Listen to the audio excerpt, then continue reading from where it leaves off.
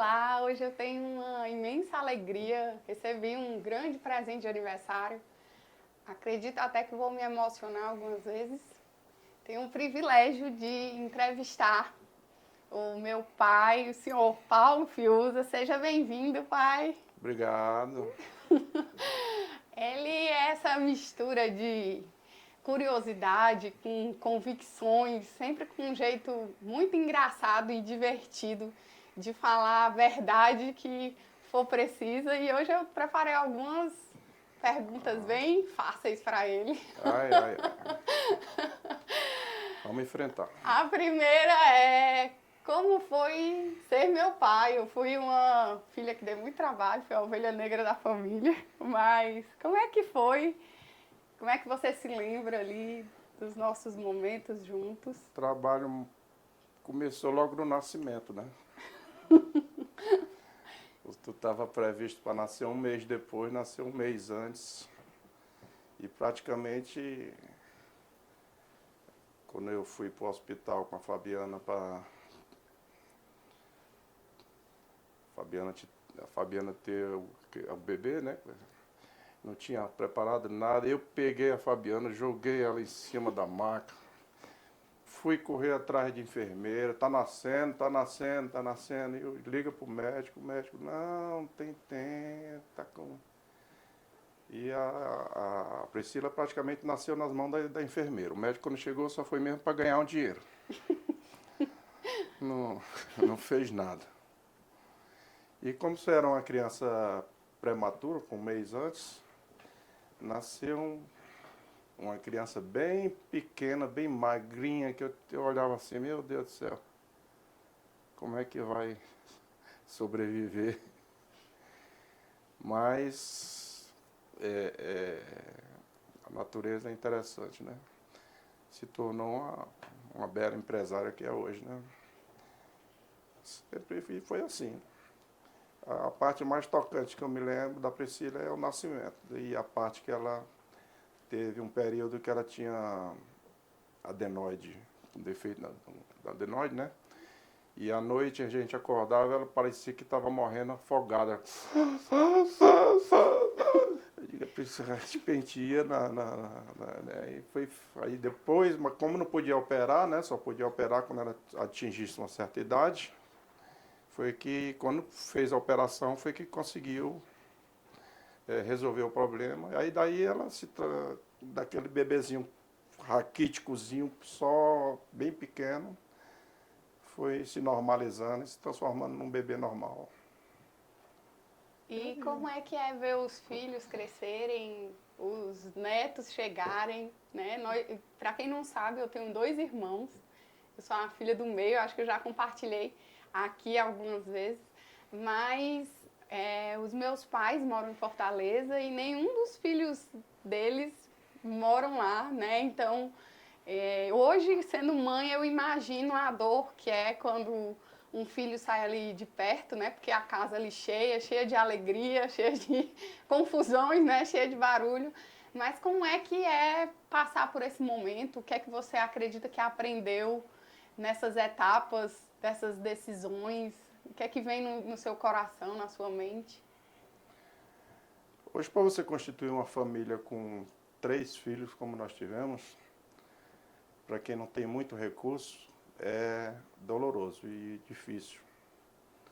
Muitas vezes o filho pede uma coisa, a gente não pode dar, e a gente se esforça, às vezes a gente deixa de ter um benefício para poder fazer alguma coisa pelo filho.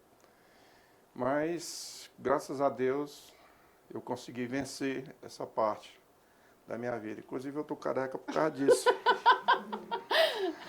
Foi a época que eu perdi mais cabelo, foi nessa época que eu criei vocês, até antes de vocês ganhar o mundo, né? Quando vocês ganham, e eu sempre tive na minha cabeça, sempre tive um raciocínio que filho a gente cria pro mundo, a gente não cria pra gente. Quando a gente cria pra gente, a gente sofre mais do que o necessário. E graças a Deus estão aí, um para Madrid, outro para o Rio, outro para São Paulo.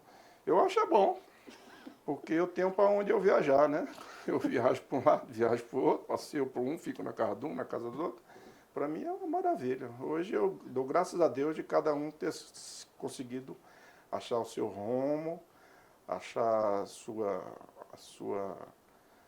maneira de ser e decidir o que, que eles querem fazer da vida, né? Você considera que a missão foi cumprida nessa etapa aí? Ainda estou cumprindo. Porque pai nunca você para de ter missão. Você, depois que é pai, é uma promissória que você não resgata mais nunca, até morrer.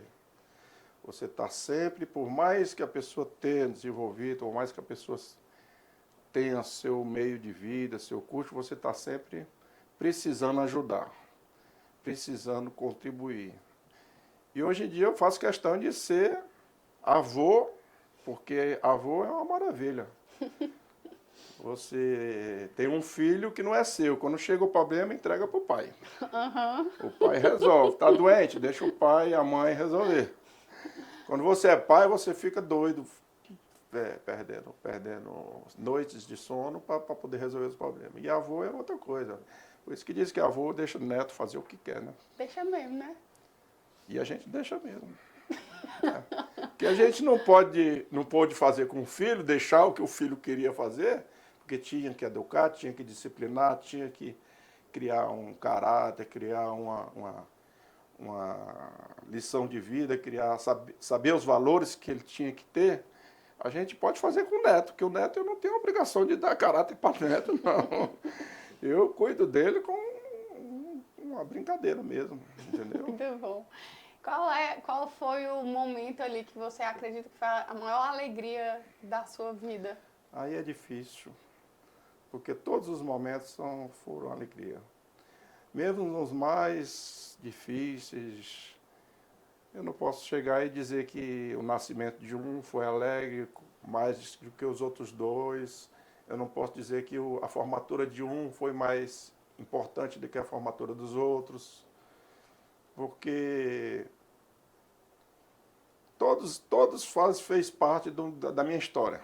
Então, a peça do quebra-cabeça que a gente vai montando na vida. E teve algum momento muito doloroso, assim, que você acredita que precisou superar? Muitos momentos. Momentos difíceis financeiros, como eu já falei antecipado, momentos de doença, momentos de briga, intriga. Você sabe, né? Criança, quando é pequeno, sempre estão brigando. Esses são momentos que a gente bate, que dói mais na gente do que na criança. A gente precisa dar umas palmadas para poder educar. Então, os momentos que eu não posso nem determinar qual o principal momento, nem o que foi mais importante. Para mim, todos eles foram importantes. E você faria tudo de novo? Igual. Igualzinho? Não mudaria nada? Nada. Quer dizer, hoje, como eu tenho netos, e vejo a criação, como vocês criam os netos, hoje eu já tenho pena. Quando você dá uma palmada no neto, eu já fico ali, dizendo, não bata nele não bata nele não. Mas na minha época eu batia, porque tinha que educar. Entendeu? E eu sei que aquela pancada, aquela palmada que você dá no filho, é uma palmada dolorosa. Você sente o peso daquela... Depois, né? Na hora da raiva não, que você descarrega a raiva, mas depois você sente. E que conselho você daria hoje com 63? 62? 62, quase 63. Que conselho você daria para o Paulo de 30 anos, que é a idade que eu tenho? Se eu fosse dar um conselho? Uhum. É difícil a gente voltar e dar um conselho, a não ser que você tenha o número da Mega Sena e entregar para ele. Se você tiver o nome da Mega Sena e entregar para o Paulo de 30 anos, aí a história seria outra. Não sei se seria melhor. Porque dinheiro é uma coisa boa aí em certos pontos e ruim em outros pontos. Não sei se seria melhor, mas talvez isso. Algumas decisões, algumas metas de vida que a gente seguiu em trabalho, seguiu algumas decisões que a gente tomou, que a gente se arrepende, mas aquilo faz parte do jogo, faz parte do caminhar da vida, é assim mesmo, é acertos e erros. Muito bom.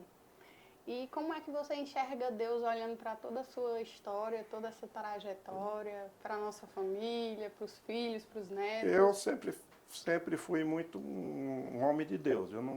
Apesar de eu não gosto, eu ser cristão, né? E não frequentar muito missa, porque tem gente que acha que por ser cristão tem que ir à missa toda semana. Então eu tenho a minha fé mais particular, conversa particular. Não sou muito de rezar, não sou muito de orar, não sou muito de coisa, mas eu acredito que o ser humano, ele precisa de um guia, precisa de uma orientação. E a orientação dele é Deus. O ponto, o norte dele tem que ser Deus. Senão não tem sentido a vida, né? Sim. A vida tem que ter um sentido. E o sentido, o norte do ser humano tem que ser Deus. Seja ele de uma religião, de outra religião, todos eles seguem um Deus. Sim. Para ter um norte, né? Um ponto de referência. Então é isso. Eu quero agradecer. Foi rápido, né? Rapidinho. Tem mais alguma pergunta? Se quiser fazer, pode fazer. Alguma outra pergunta, nós estamos aqui para responder. Mas eu quero agradecer, quero dizer que eu tenho orgulho de ser sua filha. Graças a Deus. Agradeço o presente que eu recebi, que é ter você aqui, né? Tenho conversado muito com o Diego esses últimos meses, que os presentes que eu mais tenho gostado de receber é ter as pessoas que eu amo perto de mim. Então, ter vocês aqui no meu aniversário, nesse momento, é muito importante. E dizer que se eu voltasse no tempo ali, 1987, e Deus me perguntasse, você quer escolher o pai que você vai ter, a mãe que você vai ter, os irmãos, a família, sem sombra de dúvidas eu escolheria, assim como você de novo, a mamãe, os meus irmãos, e que eu tenho muito orgulho de ser sua filha, de você ser um homem íntegro, honesto, que sempre com o seu jeito nos amou, abdicando, superando o que eu acredito hoje, enxergando que foram dias muito difíceis, nem sei como você suportou, mas que eu te amo muito, que eu desejo que Deus nos dê muitos e muitos anos de vida para a gente chegar aí até nos bisnetos, nos tataranetos. Te amo, muito obrigada. Eu te amo também. Eu acredito que quando eu vejo vocês seguindo o rumo de vocês, seguindo cada um a sua vida, sabendo o que querem da vida, eu fico pensando assim, rapaz, eu sou um homem de muita sorte, porque nós viemos dessa dificuldade toda. E nenhum dos filhos deu para o lado errado. Todos eles conseguiram achar o seu rumo de vida. Todos eles são honestos. E hoje a gente comemora sempre a família. Sempre que a gente pode, a gente está junto, né? E para mim isso é o principal. É melhor do que dinheiro. É melhor do que riqueza. É melhor do que você ser milionário, entendeu?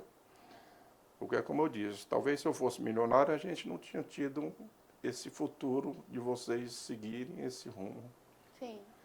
Entendeu?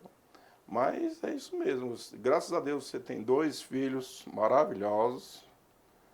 O Magno nasceu, o filho dele, a filhinha dele agora. A Roberta tem o Andrezinho, que vai nascer agora a Beatriz. E a vida segue, né?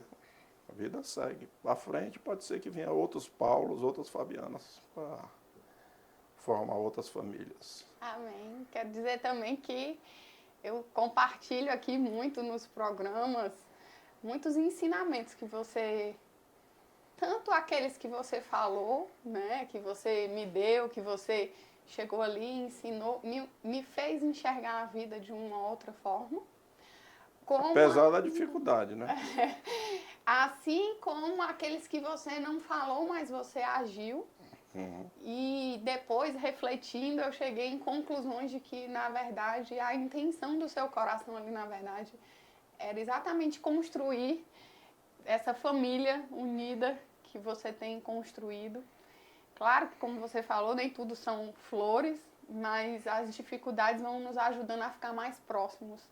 E isso é muito bom. Muito Aí obrigada. tem hora que você, por exemplo, que você como pai, você deve ser, porque você, como você é mãe hoje, você, muita situação machuca. Por exemplo, você vê um filho olhar para você, você não faz nada por mim, você não me dá nada, você só me dá o que não presta. Quer dizer, isso aí, você depois de uma dificuldade dessa, de você deixar de fazer algumas coisas para poder dar para o filho, e o filho retribui, a gente até entende, engole isso, porque lá na frente ele vai descobrir que isso aí não condiz com o que a gente fez, entendeu? Nós, todo casal passa por isso, e eu passei por isso também. Mas você passou com êxito e está colhendo os frutos. Graças a Deus. Muito obrigada. Te amo, Eu viu? te agradeço, te amo. Tchau. Fiquem com Deus.